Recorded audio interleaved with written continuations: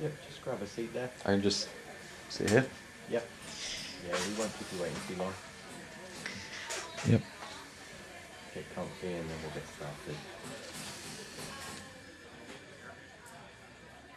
Okay, why don't you start at the beginning? So this episode was only ever supposed to be about how to create a white label release. Little did I know what the next 48 hours had in store and how much of a nightmare it was going to be. What transpired ended up becoming such a adventure into sound design that I thought it was worth sharing the journey. So last month, Disclosure had their set at Boiler Room cancelled due to overcrowding. However, Guy Lawrence came through with a pop-up set at Kindred to make up for things. The Boiler Room that did not happen is happening right now. It was inside the track listing that I saw a bunch of unreleased white labels that I thought could make for a good video. This one from Higo was particularly tasty. I thought it would be something that was easy to recreate, and at first I thought I'd nailed it, and this is actually what I came up with. You have to understand that I got so tunnel vision with this that I couldn't just switch it off. I needed to recreate this synth. So this pad I made myself. So easy enough, I found a snippet of Disclosure's live stream from a few years ago where Guy is actually talking about it. I love this pad. But there's one problem. So the whole song is one chord just pitching around. You know, I've just mapped it to the keyboard. Out of the 3 sounds layered to make this pad, he couldn't remember where the chord sample was from. I can't remember where I got the chord from. Yeah, this is where the detective journey took place. To give myself an early win, I went about finding the first 2 sounds, which were also easier said than done. In that live stream snippet, the Logic sampler read lobbyconversation.caf. .caf is some kind of Apple loop. And when I Googled that, I was shown one result from 2008, a forum that pointed to iLife.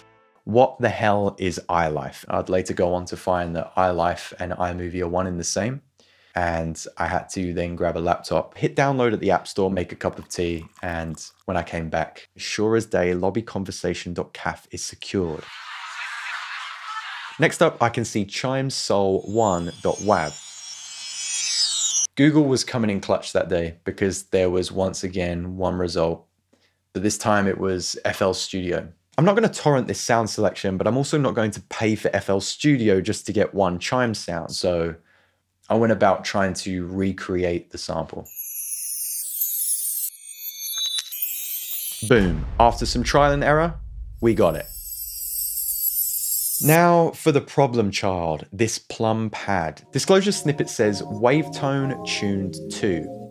I can only imagine that tuned 2 was a note from Guy to himself on repitching the original source material. He also mentions this. I think it was a sample pack, bunch of Waldorf synthesizer jazz chords. At this point, I had 2 things to go off: wavetone and Waldorf jazz samples. So I get to Googling once again. Waldorf jazz samples gives me nothing. Wavetone jazz samples gives me nothing.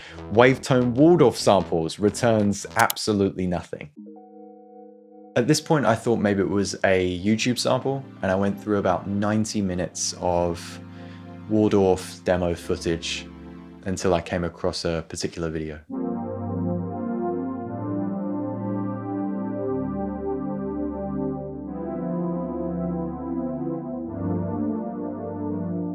It was a chord with the overall tone being D, and if you pitch that down 2 semitones, you got C.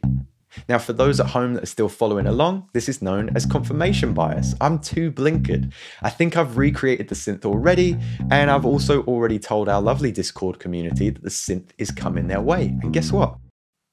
Another dead end. I can't remember where I got the chord from. I think it was a sample pack, bunch of Waldorf synthesizer jazz chords. I couldn't sleep. I was plagued by nightmares of a plum pad without its plum. And somewhere in the night, I was woken by an idea that I needed to find the original live stream, not just a snippet. There we are. Didn't sleep so good last night.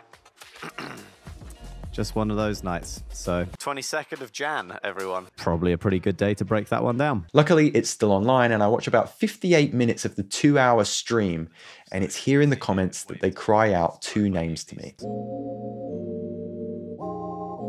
Leanne LaHavis could have been a clue to the preset's name, Leanne Deep Chord, but I didn't feel that it was going to lead to the source material. So I went with the second option, Mike Huckabee. Mike Huckabee was a DJ known for fusing Detroit techno and jazz samples. You know, impart your own ear for deep house, you wind up with like deepness like right off the bat.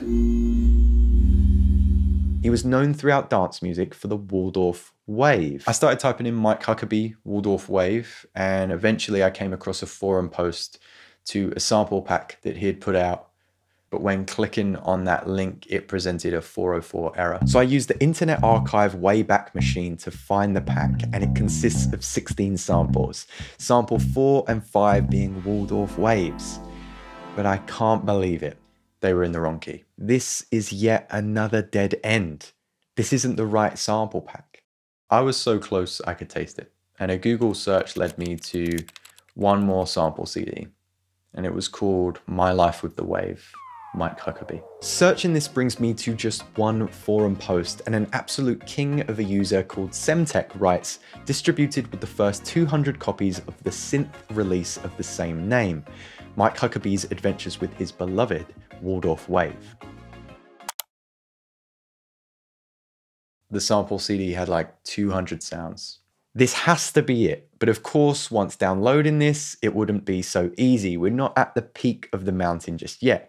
The pack, which I've now linked at my Patreon for free so you guys can find it a little bit easier, consists of 40 wave one-shots and 64 textured pad sounds.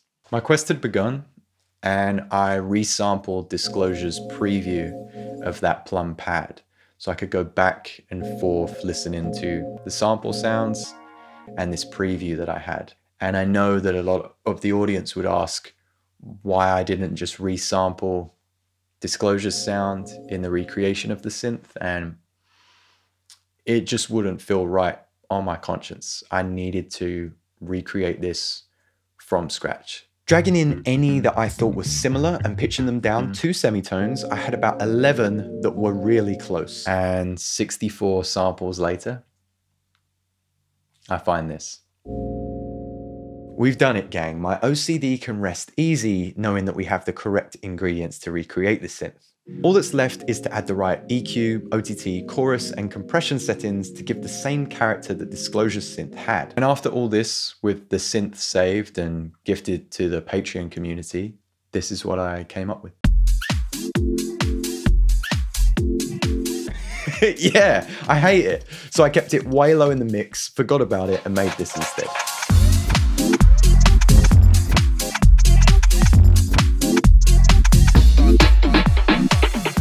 The project is also the Patreon. Let me know what you want to see in future, and thank you so much for swinging by.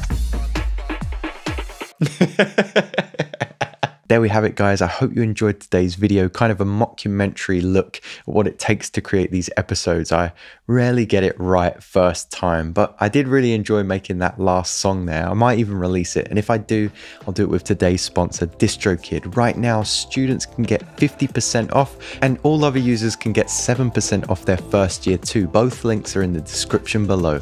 Be well.